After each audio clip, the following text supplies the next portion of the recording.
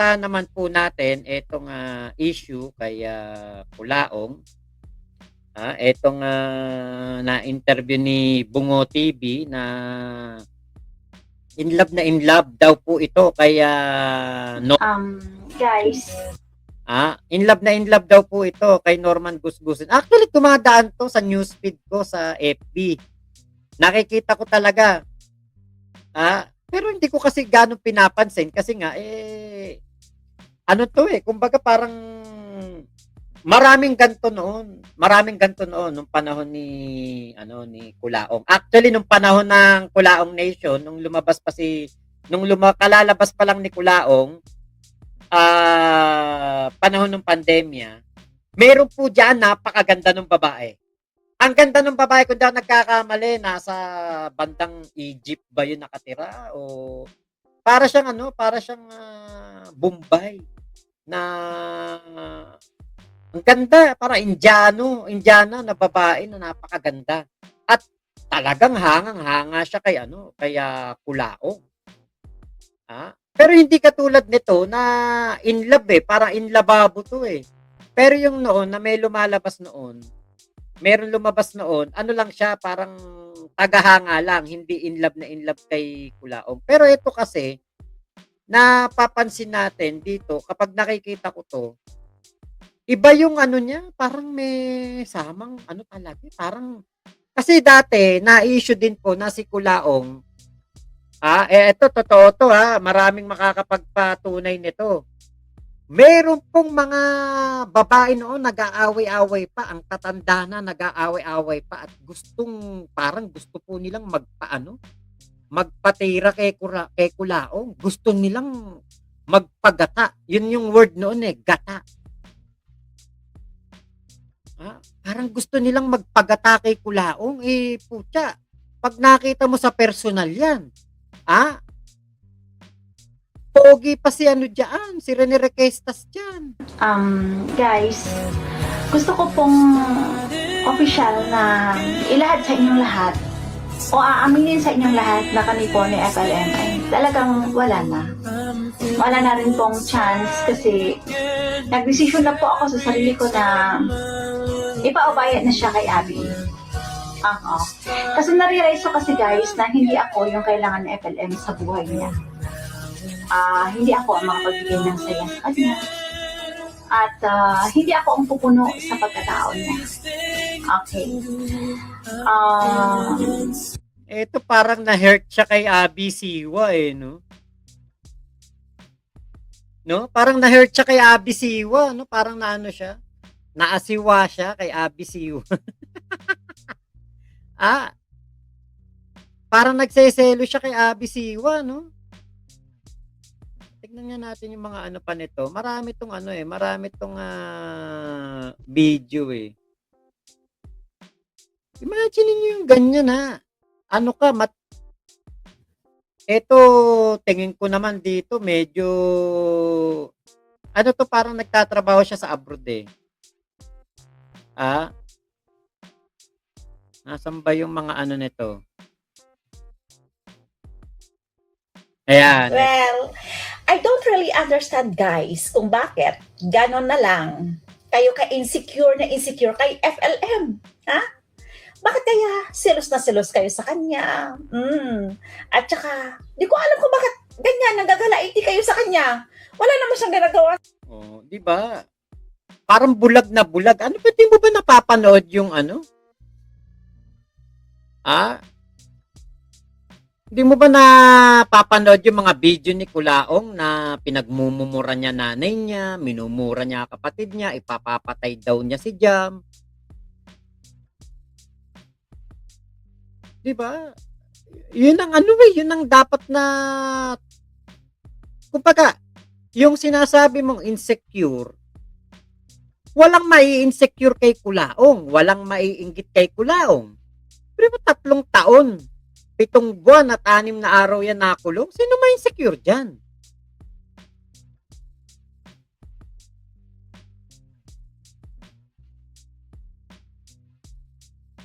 Diba?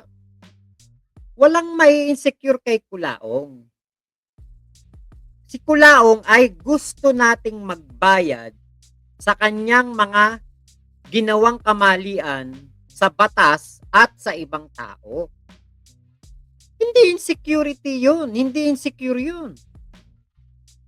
Lalo ako, ba't ako may insecure dyan? Ako may pamilya, si Kulaong wala. Kasama ko ang aking asawa at anak. Si Kulaong ay wala.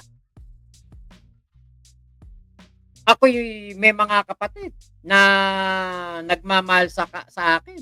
Si Kulaong ay wala. Nanganganib na namang makulong yan si Kulaong. Tong week na paparating na ito. Sino ma-insecure dyan?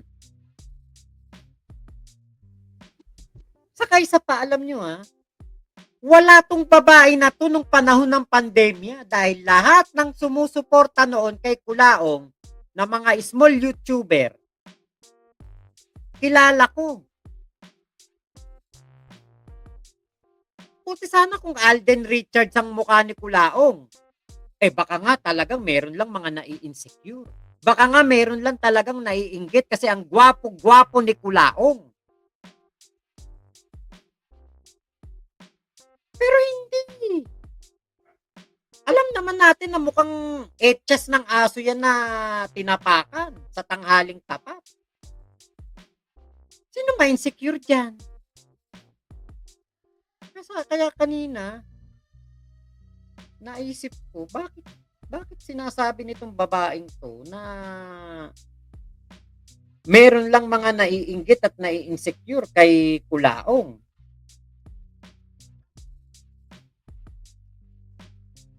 Kung magsalita nga to sa asawa ni MG, kulang na lang 'di ba?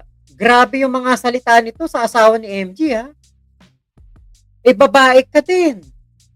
Kapag ikaw ay babae at sumusuporta ka kay Kulaong, parang sinabi mo na rin, barurutin ng iyong tumbong ni Kulaong. Bakit? Sa bastos ng bunganga niya, susuportahan mo pa yan? Parang kulang na lang sabihin mo, Kulaong, barurutin mo ko. Babuyin mo ko. Walang matinong babaeng susuporta dyan. Nanay nga niyan, pinagmumura niyan Doon palang red flag na yun, ate. Oy, Kuya Pugenius, ikaw ba talaga yan? Kuya Pugenius, tignan nga natin, baka mamaya ginaya lang yung pangalan mo.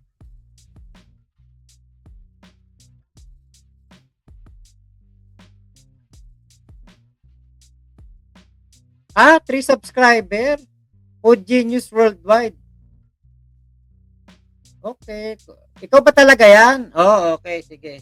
Chat mo nga ako kung ikaw talaga yan.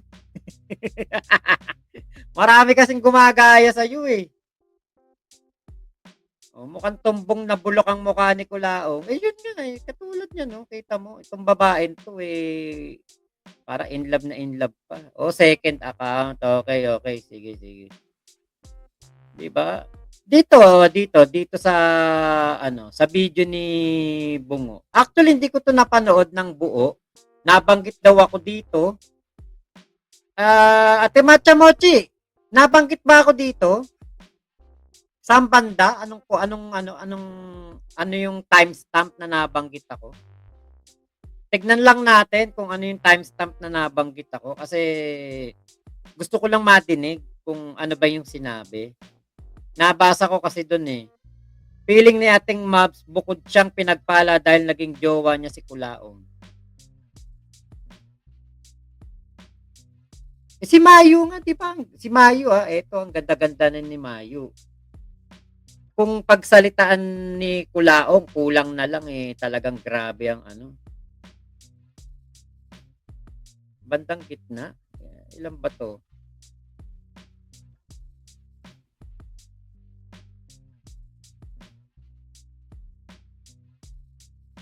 Natin.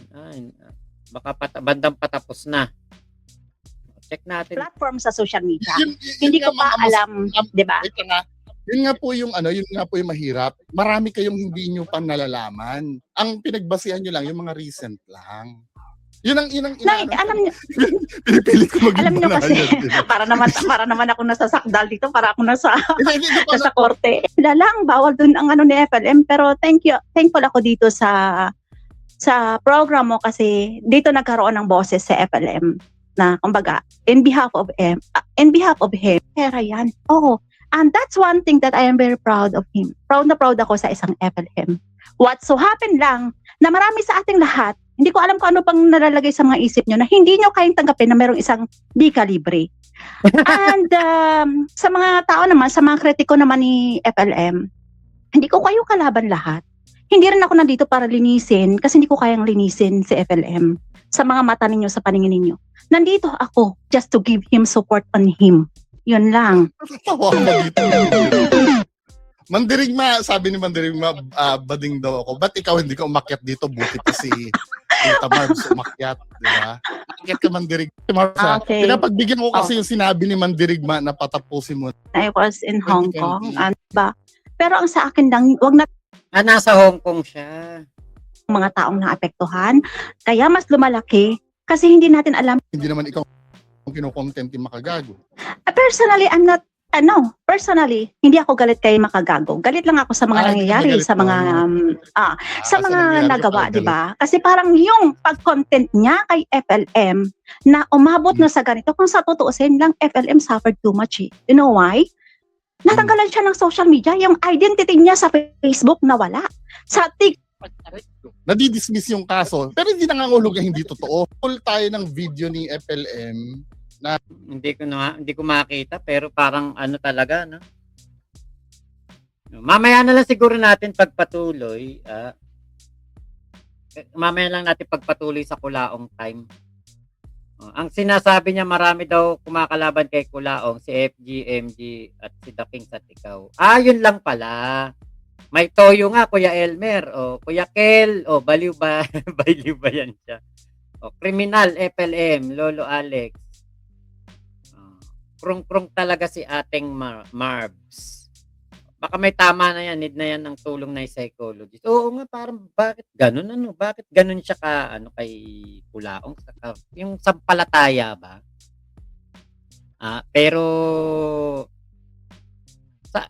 mabuti na rin yung sinabi ni Bungo na marami siyang hindi alam. Kasi ang pinagbabasehan nga nitong si ating na ito, recent lang. Etong issue lang na bago kay Kulaong. Pero yung dati, kasi ako talaga sabi ko nga, kung ikaw supporter ka ni Kulaong, babae ka, si Kulaong nagbenta ng iba't ibang nagbenta ng mga kababaihan sa ibang bansa.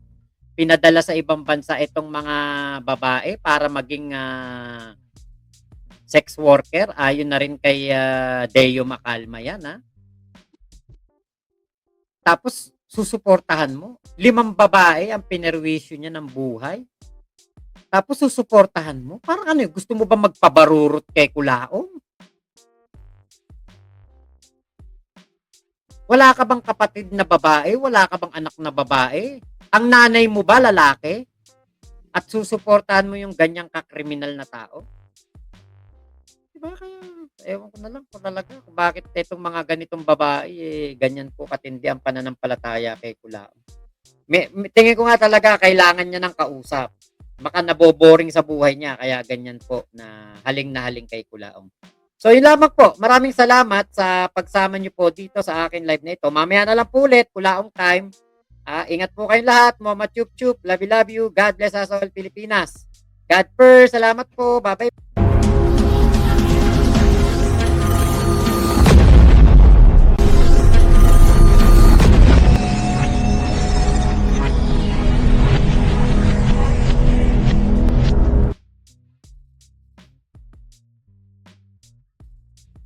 So maraming salamat po Ingat po kayo. Nasaan mang panig kayo ng mundo. Mama Chup Chup. Love you. God bless us all, Pilipinas. God first.